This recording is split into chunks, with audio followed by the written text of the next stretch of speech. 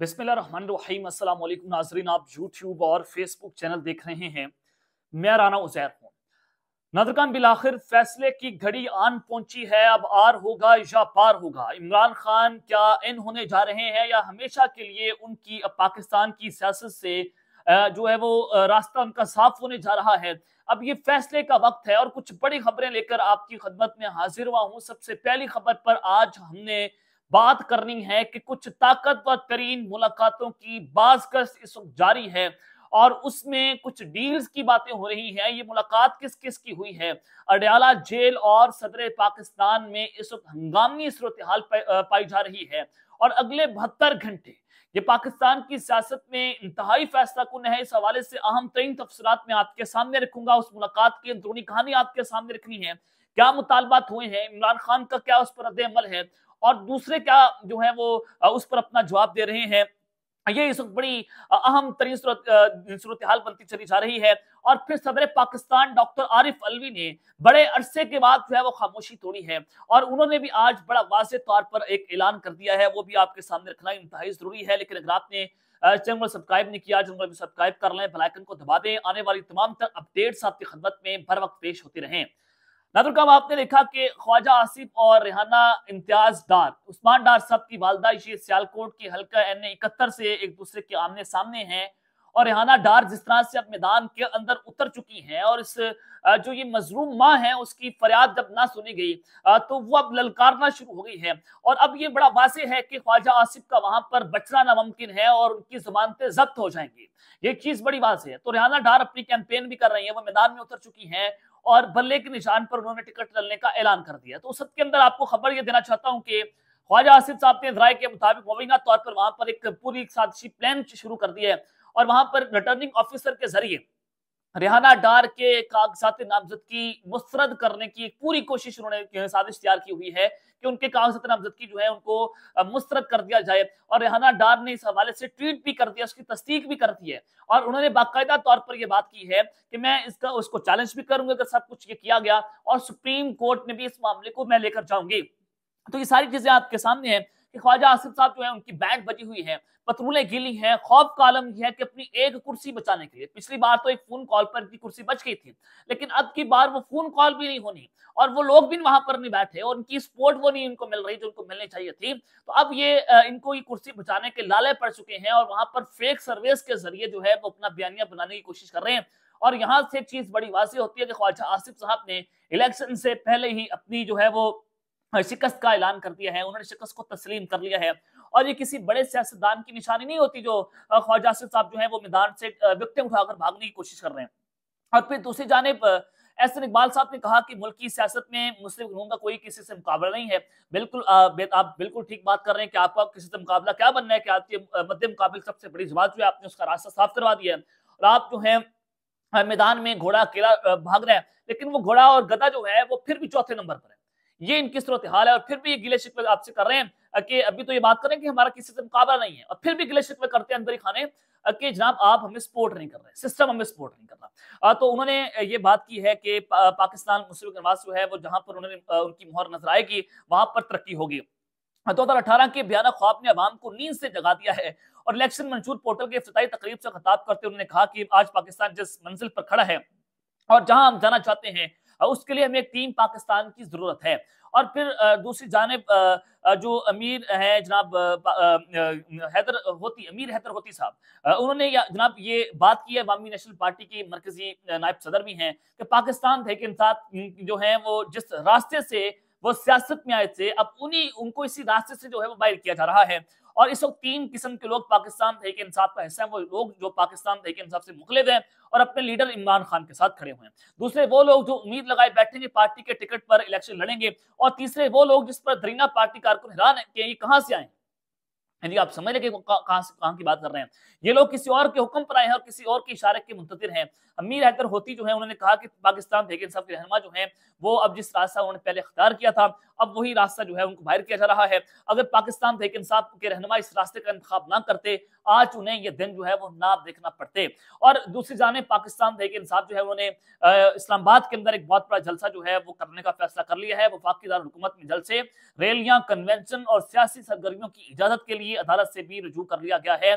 और जो शेख अफजल मरवा साहब हैं, उन्होंने जनाब ये मौक़िफ़ इख्तियार किया, इस्लामाबाद हाई कोर्ट में दरख्वास्त दायर कर दी है और ये कहा कि मुल्क के मुख्तलिफ इलाकों में तहरीक इंसाफ को सियासी सरगर्मियों की इजाजत नहीं दी जा रही और इस्लामाबाद में भी पीटीए को कन्वेंशन, पब्लिक मीटिंग, रैलियां और जलसे करने की इजाजत नहीं है। और इसके बरक्स दीगर तमाम सियासी जमातें जो हैं उनके पास ये फ्रीडम है कि वो जब चाहें, जहां चाहें, जिस वक्त चाहें अपना जलसे, कन्वेंशन और रैलियां निकाल सकें। तो लिहाजा हमें भी जो है वो ये करने की इजाजत दी जाए। और इमरान खान ने अडयाला जेल से इंतखाबात की हिकमत अमली तरतीब देने के लिए कमर जो है वो कस ली है और इंतखाबी हिकमत अमली तरतीब देने के लिए बड़े पैमाने पर मुशावरती सिलसिले के आगाज के लिए इस्लामाबाद हाई कोर्ट से रुजू कर लिया गया है। और इमरान खान साहब जो है उन्होंने दरख्वास्त से मौक़िफ़ बनाया है कि वो इस जेल में जुडिशल रिमांड पर हैं और 8 फरवरी को इंतखाबात जो हैं उसके हवाले से बड़े पैमाने पर जो मुशावरत वो जरूरी है। और दरख्वास्त में इस्तदा ये की गई है कि अदालत सुप्रीटेंडेंट अडयाला जेल को फहरिस्त में शामिल है और पाकिस्तान तहरीक इंसाफ के जो सियासी मुआवरीन से मुशावरत की इजाजत देने का हुक्म दिया जाए इमरान खान साहब को। यानी कि ये बात जो है वो करते कि इमरान खान साहब जो है उनके पास लोग आए, वो अपनी बात कर सकें। वो इस जेल के अंदर हैं, वो अपनी पार्टी को रन करना चाहते हैं, इंतखाबात को देखना चाहते हैं। और इमरान खान के सियासी मुआवरीन की फहरिस्त में असद कैसर और जुनैद अकबर खान जो हैं वो भी शामिल हैं। और इस हवाले से सेनेटर औरंगजेब खान, सेनेटर दोस्त मोहम्मद खान भी शामिल हैं, इश्तियाक मेहरबान, राना आमिर शहजाद, ताहिर चौधरी, इफ्तिखार घुमन भी शामिल हैं। और इसके अलावा फहरिस्त में डॉक्टर अजहर असलम, नदीम बिनती, मसूद रहमान, शेर नवाज सुरखजई और मोहम्मद अदनान, शहजादा सिकंदर मालिक और शफकत एजाज भी शामिल हैं। और अदालत सुप्रीटेंडेंट अडयाला जेल को इमरान खान और वकला की मुलाकात के दौरान प्राइवेसी फराहम करने की कमांड भी जारी करें। अब ये सारी चीजें आपके सामने, इमरान खान साहब जो हैं वो अब एक्टिव होने जा रहे हैं और ये सूरत हाल अब बड़े दिलचस्प मोड में जनाब दाखिल हो चुकी है। और अब आपने देखा कि इलेक्शन कमीशन ऑफ पाकिस्तान का फैसला जो है पेशावर हाई कोर्ट ने उड़ा के रख दिया, पीटीए को बल्ले का निशान वापस मिल गया।